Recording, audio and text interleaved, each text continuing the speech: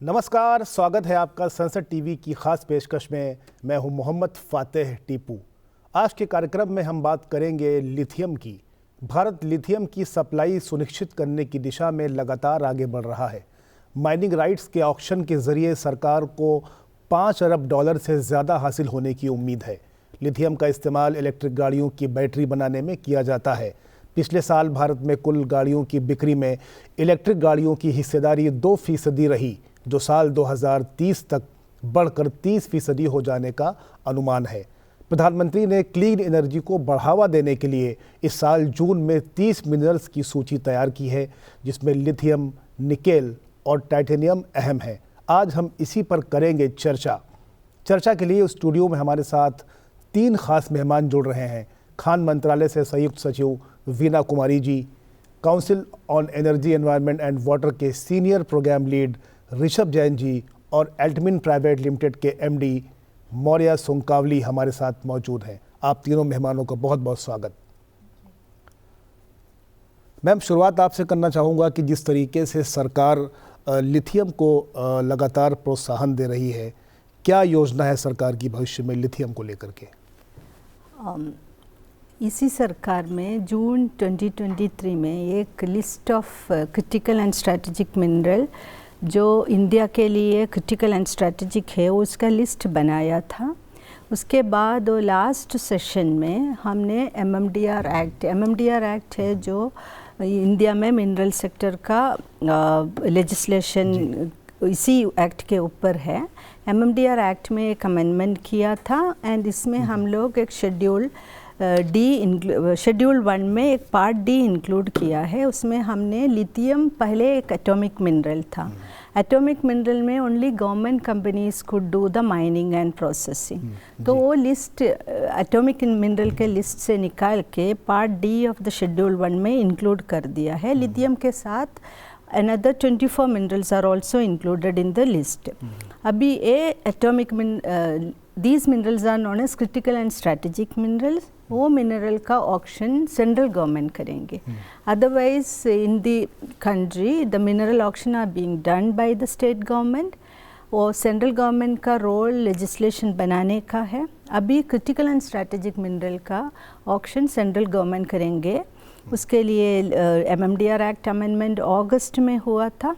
अभी हमने नवंबर में 20 ब्लॉक ऑलरेडी ऑक्शन के लिए एनआईटी इश्यू कर दिया है। उसमें 2 ब्लॉक लिथियम का भी है।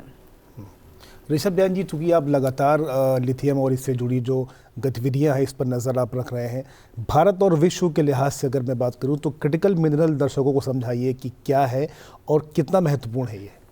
राइट। सो कुछ चीज़ें अभी इम्पोर्टेंट। इंडिया ने अभी एक सक्सेसफुल G20 होस्ट किया और G20 final outcome consensus document में एक चीज़ जो खासकर निकल के आई वो है कि हमें रिन्यूएबल कैपेसिटी 3 गुना करनी है बाय 2030। यही सेम चीज़ अभी कॉप में भी डिस्कस हुई और वहाँ भी बहुत सारे ज़्यादा कंट्रीज़ ने अग्री किया। इसका ये मतलब है कि हमें आज हम जहाँ हैं और जहाँ 2030 तक पहुँचना है, हमें इक्वल 3 गुना कैपेसिटी करनी है जी। इसका ये मतलब है कि हमें 3 गुना ज़्यादा सोलर मॉड्यूल्स बनाने हैं, विंड टर्बाइन्स बनानी है, बैटरीज बनानी है, इलेक्ट्रिक व्हीकल्स बनानी है ज़्यादा और ज़्यादा। उसके लिए हमें मैन्युफैक्चरिंग भी करनी है और उसी के लिए जो हमें मिनरल्स चाहिए वो भी प्रोड्यूस करने हैं। लेकिन जो ये टेक्नोलॉजीज़ में मिनरल्स लगते हैं, जैसे लिथियम आपने बोला, कोबाल्ट, निकल, मैंगनीज, कॉपर और बहुत सारी रेयर अर्थ, ये कुछ ही कंट्रीज़ में है। जैसे हमने जो लास्ट डेटा यूज़ किया था उसमें 15 कंट्रीज़ में 55% मिनरल्स अवेलेबल है जी। सो कॉन्सेंट्रेशन की वजह से एक चैलेंज है कि ये डिसरप्शन हो सकता है, क्योंकि डिमांड जैसे ही बढ़ेंगी क्या हम वहाँ से सप्लाई भी उतना ही बढ़ा पाएंगे कि नहीं। सो इसलिए क्रिटिकल मिनरल एक बहुत इंपॉर्टेंट डिस्कशन टॉपिक और एक प्रायोरिटी बन चुका है बहुत सारी कंट्रीज़ के लिए कि अगर हमें एनर्जी ट्रांजिशन, क्लाइमेट चेंज में आगे बढ़ना है तो ये मिनरल्स चाहिए और ये मिनरल्स से हम वो टेक्नोलॉजीज़ बनाएंगे जिससे हम क्लाइमेट चेंज को सॉल्व कर पाएंगे। तो इंडिया ने of course thanks to ministry of mines ने अब आइडेंटिफाई किया, फिर संशोधन किए अलग अलग एक्ट्स में, MMDR एक्ट में, तो अब कुछ सालों में हम ये मिनरल्स इंडिया में भी निकाल पाएंगे और इसी तरह बहुत सारी दूसरी कंट्रीज़ भी अपने एक्ट्स में संशोधन कर रहे हैं ताकि वो भी ये सब मिनरल्स को माइनिंग कर सकें। मौर्या जी, आपने सुना कि ऋषभ जी ने और वीना मैम ने किस तरीके से अपनी राय रखी। आपकी राय जानना चाहता हूं कि क्रिटिकल जो मिनरल्स है इसको लेकर के क्या है, और जो खासकर जो इंडिजिनस मिनरल है उसको लेकर के आप कैसे इसके भविष्य को देखते हैं। शुक्रिया। हम पहले तो खनिज मंत्रालय को डॉक्टर वीना कुमारी के और तरफ से हम उनको बधाई देना चाहते हैं कि वो लिथियम जैसे क्रिटिकल मिनरल्स को जो कुछ ही साल पहले उसका एक्सप्लोरेशन करके अभी तुरंत लिस्ट में भी लाए। तो इंडिया में क्रिटिकल मिनरल्स मिलना खुशी की बात है, लेकिन हमारा ये राय है कि हमें जब तक हम ये इंडिजिनाइजली प्रोड्यूस करके रिफाइन करेंगे, जब तक हमें ऑल्टरनेटिव कंट्रीज से इसको रिफाइंड मटेरियल लाना जरूरी है। और चाइना का जो डोमिनेंस ये एरिया में है, पूरा मटेरियल को जैसे कि ऑस्ट्रेलिया और ब्राजील ऐसे देशों से पूरा रॉ मटेरियल चाइना खरीद के चाइना ले जाता है और वहां पे रिफाइन करता है, और इसलिए पूरा सप्लाई चेन पे उनका इतना मजबूत पकड़ है। तो हम ये चाहते हैं कि भारत भी चाइना के जैसे ये रॉ मटेरियल सप्लाई चेन के ऊपर अपना कब्जा करना चाहिए या नया माइंस को लेना चाहिए, लेकिन जैसे चाइना करता है वैसे वहां से उठा के चाइना ले जाना या भारत लाना इज नॉट फीजिबल। तो हमें वहीं पे रिफाइनिंग करके रिफाइंड मटेरियल को अपने देश में लाना चाहिए, और इसके और से हम रॉ मटेरियल वाइज बहुत स्ट्रांग होंगे, ये हमारा Veena ma'am refining at source. जी वीना मैम, जिस तरह से बताया मौर्या जी ने, ऋषभ जी ने, माइनिंग और प्रोसेसिंग की अगर मैं बात करूं तो गवर्नमेंट लेवल पे चूँकि आप मिनिस्ट्री से ताल्लुक़ रखती हैं, तो उसको लेके क्या स्ट्रेटजी है आपकी? देखो, हमारा स्ट्रेटजी दो तरह होता है। एक तो डोमेस्टिक में क्या करना चाहिए, इंटरनेशनल में क्या करना चाहिए। Both Rishabh as well as Maurya ji has told कि there is a concentration of both the resource as well as the processing, and resource तो नेचुरली ओकर करता है, तो जहाँ है वहाँ ही है, बट प्रोसेसिंग ऑल्सो ये जो एक दो कंट्रीज़ उसमें बहुत ज़्यादा ऑलरेडी पहले से ही किया है, तो इसीलिए प्रोसेसिंग भी एक ही कंट्री में ज़्यादा कॉन्सेंट्रेटेड है। हम तो हमारा एफर्ट दो तरीका है। एक तो international effort, as Rishabh has told, हमने G20 का न्यू दिल्ली लीडर्स डिक्लेरेशन में the importance of critical mineral in energy transition has been acknowledged by the G20 country, and we are also trying to ensure that कि this acknowledging the role of critical minerals in energy transition, and then we have also developed a high level principle.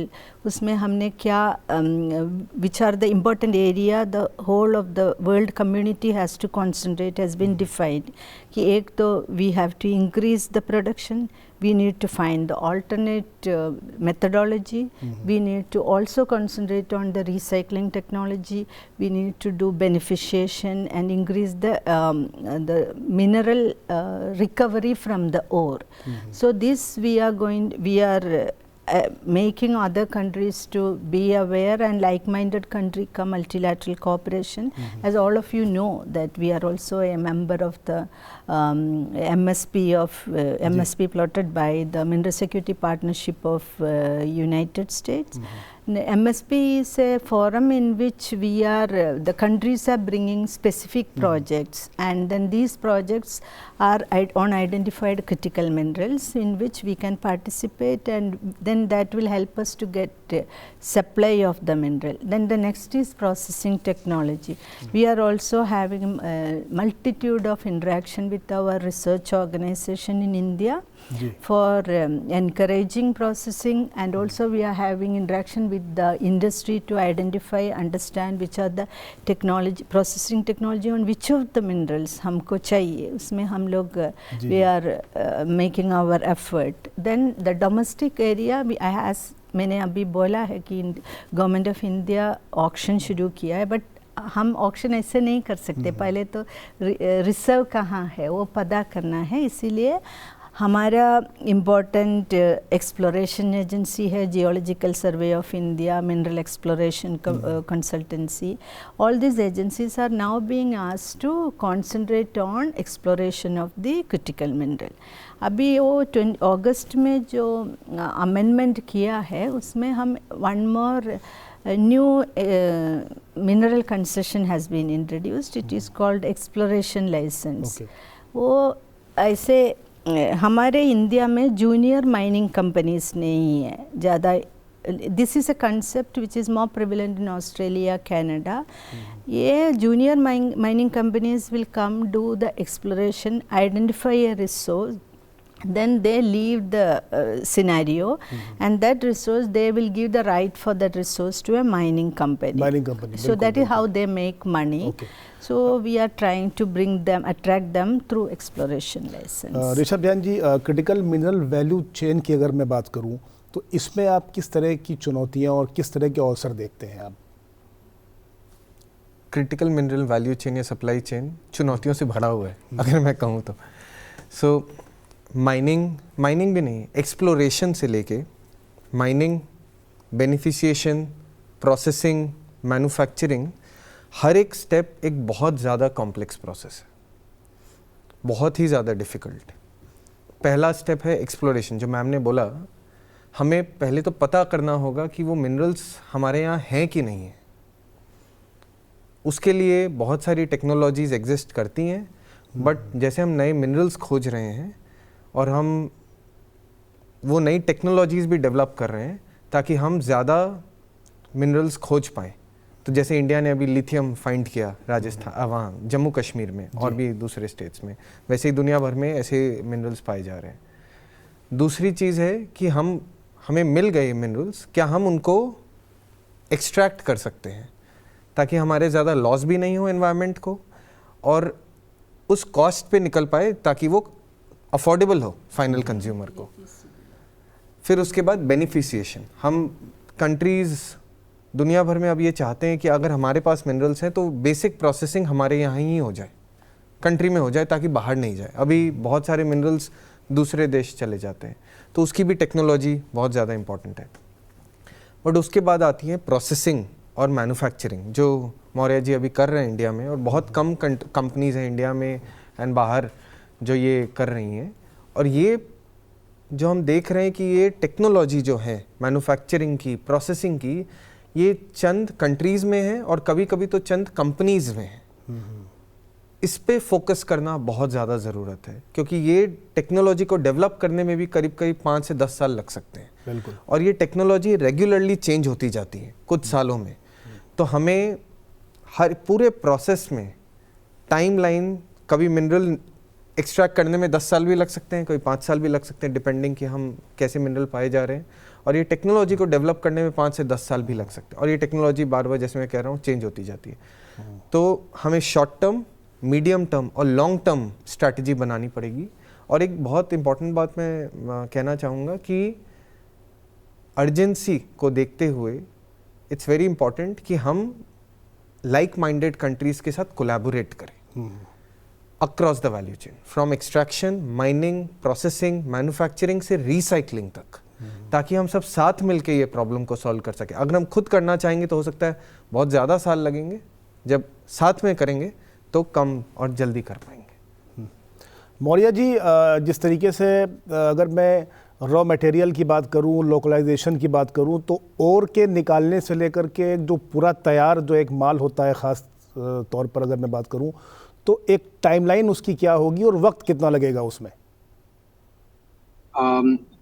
ये जैसे madam ने और ऋषभ जी ने कहे हैं, एक exploration से लेके माइन प्रोडक्शन तक तकरीबन बाहर देशों में अपने पास थोड़ा जल्दी हो सकता है या लेट भी हो सकता है, वो वहाँ के कंडीशंस के हिसाब से, लेकिन 6 से 7 साल या 8 साल कभी कभी क्लियरेंसेस के लिए भी लग सकता है। और ये सिर्फ एक्सप्लोरेशन से लेके मिनरल और प्रोडक्शन तक, उसके बाद जो है उसको जैसे ऋषभ जी ने कहा है उसको रिफाइन करना पड़ता है और उसके बाद सप्लाई करना। तो तकरीबन 7 से 8 साल लग सकता है। और इतना समय अपन रुक नहीं सकते क्योंकि पहले से हम यूटिलाइज कर रहे हैं और उसको अभी रिप्लेस करना चाह रहे हैं। तो इसका एक ही सोल्यूशन हो सकता है कि हम अपना वैल्यू चेन डेवलप करते हुए दूसरे देशों के पास जो है वो जैसे एमएसपी के थ्रू या कोई और फोरम के थ्रू रॉ मटेरियल हासिल करके वहीं रिफाइन करके अपना मिनरल सिक्योरिटी स्ट्रॉन्ग करना। वीना मैम, चूँकि भविष्य में काफ़ी संभावनाएं हैं और एक अनुमान के मुताबिक 2050 तक करीब 500 टाइम्स इसकी डिमांड जो लिथियम की है वो देश और दुनिया में बढ़ जाएगी। सरकार अपने स्तर पर बहुत बेहतर प्रयास कर रही है। G20 में भी इसकी चर्चा अभी हुई, जैसा आप लोगों ने जिक्र किया। बाकी जो देश और दुनिया के जो तमाम देश हैं उनका सहयोग भारत को किस तरह से मिल रहा है, और इन्वेस्टमेंट पॉइंट ऑफ व्यू से अगर मैं बात करूं तो इसमें विनिवेश अभी किस तरह की, इसकी वर्तमान स्थिति क्या है? Currently we have very close, अभी हम लोग ऑस्ट्रेलिया के साथ बहुत क्लोज इंटरेक्शन चल रहा है। Discussion is also going on कि, एंड ऑल्सो हमारा मिनिस्ट्री में एक कंपनी है खनिज विदेश इंडिया लिमिटेड, उनका मैंडेट है कि एक्सक्लूसिवली बाहर के देश से क्रिटिकल आइडेंटिफाइड क्रिटिकल मिनरल्स ले आना है। काबिल अभी लाइक ऑन डिस्कशन है, ऑस्ट्रेलिया के साथ है, अर्जेंटीना के साथ है। Argentina, Bolivia and Chile are the ABC, the lithium triangle in the world. So we have very advanced level of discussion with Argentina as well as Australia is one of the leading producer of lithium. तो दोनों country से हमारा advance level of discussion है। अभी हमारा discussion also is on going with Chile, कुछ discussion चल रहा है कि लाइक हमारा like we are trying to get the resources outside through our own companies. We are also sharing the information about the projects which जो MSP में जो projects आ रहे हैं वो information हम इंडस्ट्री जो इंटरेस्टेड इंडस्ट्री है उनसे भी शेयर कर रहे हैं, सो दैट प्राइवेट कंपनीज भी बाहर जाके this mineral resources can be acquired by them. तो like very close association with the mineral resource countries as well as with technology countries like Australia is advanced in technology. We have a technology partnership also. Rishabh ji, जिस तरह से lithium की उपयोगिता और इसकी भूमिका हम देख रहे हैं कि जिस तरीके से एक सकारात्मक दिशा में ये आगे बढ़ रही है, देश की आर्थिक विकास और जो सुरक्षा है, राष्ट्रीय सुरक्षा है, उसके लिहाज से आप इस जो क्रिटिकल एलिमेंट है इसको कैसे देखते हैं आप? Energy security and economic security, मैं बोलूँगा दोनों ही बहुत ज़्यादा इम्पॉर्टेंट है, और क्रिटिकल मिनरल्स और एनर्जी ट्रांजिशन एक बहुत अहम भूमिका प्ले करेंगी इस प्रोसेस के लिए। जैसे हमारा जो NDC टारगेट है वो है 500 gigawatt non fossil capacity by 2030, और जैसे आपने कहा था 30% EVs नई सेल बाय 2030। ये खाली डिप्लॉयमेंट नहीं है, this will also lead to lot of new jobs and economic opportunities country के लिए। बट ये जो कैपेसिटीज़ जो हम सेटअप कर रहे हैं मैन्युफैक्चरिंग, इंडिया ने PLI scheme, production linked incentive scheme जो स्टार्ट किया है और अलॉटमेंट किए हैं on batteries, solar modules etcetera, और जो मार्केट क्रिएट किया है, इससे not only the local deployment बढ़ेगा बट हम अब एक्सपोर्ट पोटेंशियल भी जनरेट होगा। तो हम दूसरे कंट्रीज़ में भी सोलर मॉड्यूल्स सेल कर पाएंगे और wind turbines and other technologies भी सेल कर पाएंगे। बट पोटेंशियल बहुत ज़्यादा है दूसरे कंट्रीज़ अब ऑल्टरनेटिव्स देख रहे हैं चाइना से बाहर, कि खाली हम चाइना पे डिपेंडेंट नहीं रहे, दूसरे कंट्रीज़ पे डिपेंडेंट रहें और दूसरे कंट्री से इंपोर्ट करें। तो इंडिया एक बहुत ही ज़्यादा अट्रैक्टिव हॉटस्पॉट बन के निकल रहा है, लेकिन मैं कहूँगा कि ये विंडो ऑफ अपॉर्चुनिटी बहुत ही स्मॉल है, क्योंकि दूसरे कंट्रीज़ भी अब चाहते हैं कि वहाँ भी ऐसी टेक्नोलॉजीज़ या ऐसा मैन्युफैक्चरिंग इकोसिस्टम डेवलप हो। सो इंडिया ने बहुत सारे कदम ऑलरेडी उठाए हैं, बट आगे चल के और कुछ सालों में हमें देखना है कि हम उन स्टेप्स पे और आगे कैसे प्रोग्रेस कर सकते हैं। कि अगर हम सोलर मॉड्यूल बना रहे हैं, सोलर सेल बना रहे हैं, क्या हम वेफर पॉलीसिलिकॉन को भी स्केल अप इक्वली कर सकते हैं? पीएलआई में ऐसा प्रावधान है, बट क्या हम उसको 2 गुना 3 गुना कर सकते हैं ताकि हम ग्लोबली सप्लाई कर सकें? Similarly cathode, anode, electrolyte, separator batteries में क्या हम हर एक कंपोनेंट या कुछ हिस्से ये कंपोनेंट्स के इंडिया में बना सकते हैं कि नहीं? इससे हम इकोनॉमिक ग्रोथ होगी कंट्री की और जॉब्स भी नए क्रिएट होंगे। मौर्या जी, अगर एक सवाल उठता है कि चाइना में भी एक बड़ा बाज़ार है इसका, और साफ तौर पे जिस तरह से अगर मैं आपसे पूछूं कि रॉ मटेरियल की अगर मैं बात करूं, तो उसकी सप्लाई चेन की बात करूं, या फिर जिस तरीके से वो तमाम इस तरह की चीज़ें जब वो एक competitive environment point of view से चीज़ें जब उससे आगे निकल के जाती हैं, तो उसमें हम इस चीज़ से कैसे पार पा सकते हैं? ये हम उससे कंप्लीटली निकल तो नहीं सकते, उठाल तो नहीं सकते, लेकिन जैसे आप देखेंगे कि कुछ ही दिन पहले चाइना ने ग्राफाइट का एक्सपोर्ट बैन किया है, तो वैसे कुछ क्रिटिकल मिनरल्स कर भी सकते हैं। तो हम सबसे यही कहते हैं कि हमारे कंट्री में जो मैन्युफैक्चरिंग आ रहा है, उनको उनका रॉ मटेरियल्स और उनका सप्लायर का रॉ मटेरियल्स भी सिक्योर करना बहुत महत्वपूर्ण है, क्योंकि बिना उसका एक दिन चाइना उठ के बोलेगा हम कैथोड का बैन कर रहे हैं, एनोड का बैन कर रहे हैं, या कुछ किसी और क्रिटिकल कंपोनेंट का बैन कर रहे, तो पूरा का पूरा इंडस्ट्री एक ही दम पे रुक जाता है। क्योंकि ये इंडस्ट्री ऐसा होता है कि जो एक बार अप्रूव हो गया OEM लेवल पे, उसको 5 साल या 6 साल तक बदला नहीं जाता है। तो इसलिए ये बहुत इम्पोर्टेंट है कि एक सेल मैन्युफैक्चरर हो या कोई और हो, अपना सप्लाई चेन को सिक्योर करें और उसके हिसाब से अपना टेक्नोलॉजी और एक्सपेंशन का प्लानिंग चालू करें। तो इस अभी जैसे हमने कैथोड, हम भारत का एकलौता कंपनी है जो कैथोड बनाते हैं, लेकिन हमने पहले रॉ मटेरियल जैसे लिथियम जितना ज़्यादा हो सकता उतना ज़्यादा हम इंडिया में प्रोक्योर करते हैं, और उसके बाद जो बाहर से इतना कम इंपोर्ट कर सकते, जैसे हम लिथियम इंपोर्ट करते हैं नॉन चाइनीज कंट्रीज से, लाइक जैसे साउथ अमेरिका से, हम लॉन्ग टर्म सप्लाई एग्रीमेंट बनाते हैं। उसके हिसाब से हम आगे फॉरवर्ड एश्योरेंसेस दे पाएंगे हमारे सेल मैन्युफैक्चरर को कि इतने कैपेसिटी तक हम सप्लाई कर सकते। तो वो रॉ मटेरियल अपना सप्लायर और उनके सप्लायर्स का सिक्योर करना बहुत इम्पोर्टेंट है। वीना मैम, बहुत संक्षेप में अगर मैं पूछूं कि जो एटॉमिक आपका ये जो मिनरल्स है, इसकी लिस्ट से इसको निकालने की वजह क्या हो सकती है? आपका ये जो लिथियम है, MMDR एक्ट के अंदर जो लिस्ट में एटॉमिक मिनरल के लिस्ट में है, उसमें एक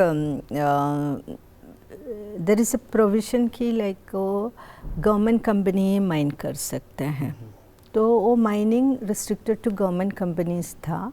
तो हम लोग को अब लिथियम का रिक्वायरमेंट बहुत ज़्यादा इंक्रीज हो रहा है कि अब गवर्नमेंट कंपनीज़ का capacity, number of government companies are less and the capacity is restricted, so we want to open it up to all the companies irrespective of their ownership, whether government or private. So that is why we have removed these mineral from the list of atomic mineral and brought it into, created a separate list of critical and strategic minerals. So that इसमें private participation increase करे, जल्दी हम mining lease दे दे and then mining lease से production शुरू करें। ऋषभ जी, बहुत संक्षेप में आमतौर पर लोग जानते हैं कि ये लिथियम का इस्तेमाल ईवी के लिए, बैटरी के लिए चार्ज करने के लिए, या और जो विंड टर्बाइन की आपने बात की इसके लिए, और किन चीज़ों में इसका इस्तेमाल होता है, थोड़ा सा दर्शकों को आप समझाइए कि इसका इस्तेमाल और किन चीज़ों में लिथियम का भविष्य में हो सकता है। अगर हम लिथियम को एक्सपैंड करें, क्रिटिकल मिनरल्स की बात करें, तो लिथियम फिलहाल सबसे ज़्यादा बैटरीज में ही यूज़ होती है। सोलर मॉड्यूल्स या विंड टर्बाइंस में लिथियम का यूज़ नहीं है, बट दूसरे मिनरल्स का बहुत ज़्यादा यूज़ है। जैसे कॉपर बहुत ज़्यादा तीनों टेक्नोलॉजीज़ में यूज़ होता है, निकल बैटरीज में यूज़ होता है, रेयर अर्थ मोटर्स में यूज़ होते हैं जो ईवीज़ के लिए चाहिए, बैटरीज में चाहिए, मैग्नेट्स में चाहिए। लेकिन कॉपर जैसे एक एग्जांपल है, कॉपर हमारे वायर्स में भी यूज़ होता है जिससे इलेक्ट्रिसिटी ट्रांसमिट होती है। निकल स्टील इंडस्ट्री में यूज़ होता है। तो हम क्या देख रहे हैं कि एक जगह क्लीन एनर्जी डिप्लॉयमेंट बढ़ रही है तो उनके लिए भी डिमांड बढ़ेंगी मिनरल्स की, बट दूसरे सेक्टर्स भी ग्रो कर रहे हैं जैसे स्टील इंडस्ट्री, तो दोनों एक दूसरे से compete करेंगे। तो ये बहुत इंपॉर्टेंट है कि हम समझें कि आगे जाके ये मिनरल्स की डिमांड कितनी होंगी, कहाँ से आएंगे और किस ग्रेड के मिनरल्स होंगे, क्योंकि ग्रेड भी बहुत वेरी करता है। और इस बात पे मैं एक और चीज़ कहना चाहूँगा कि डिमांड चूँकि इतनी बढ़ रही है, हमें ऑल्टरनेटिव टेक्नोलॉजीज़ पे भी बहुत ज़्यादा ज़रूरत है फोकस करने की, जहाँ ये मिनरल्स की ज़रूरत नहीं है। जैसे आज मैग्नेट्स आते हैं, मोटर्स आते हैं जिसमें रेयर अर्थ की ज़रूरत नहीं है। इंडिया में स्टार्टअप्स हैं जो ये ऐसा बना पा रहे हैं टेक्नोलॉजीज़। तो अगर हम वो टेक्नोलॉजीज़ पे फोकस कर सकें जो ये मिनरल्स की रिक्वायरमेंट कम कर दें या एकदम यूज़ ना करें, तो उससे हमारी ओवरऑल रिक्वायरमेंट भी कम हो सकती है। बहुत बहुत शुक्रिया आपका। आपके कहने का मतलब ये है कि वैकल्पिक जो टेक्नोलॉजी है उस पर भी ध्यान देने की ज़रूरत है, और फिलहाल लिथियम से ये माना जा रहा है कि ज़ाहिर तौर पर एक बदलती हुई तस्वीर सामने आएगी आने वाले समय में। आप तीनों मेहमानों का बहुत बहुत शुक्रिया, आपने चर्चा में भाग लिया और अपने अनुभव साझा किए। फिलहाल इस खास पेशकश में इतना ही। मुझे दीजिए मेरी पूरी टीम के साथ इजाज़त। देखते रहिए सनसेट टीवी।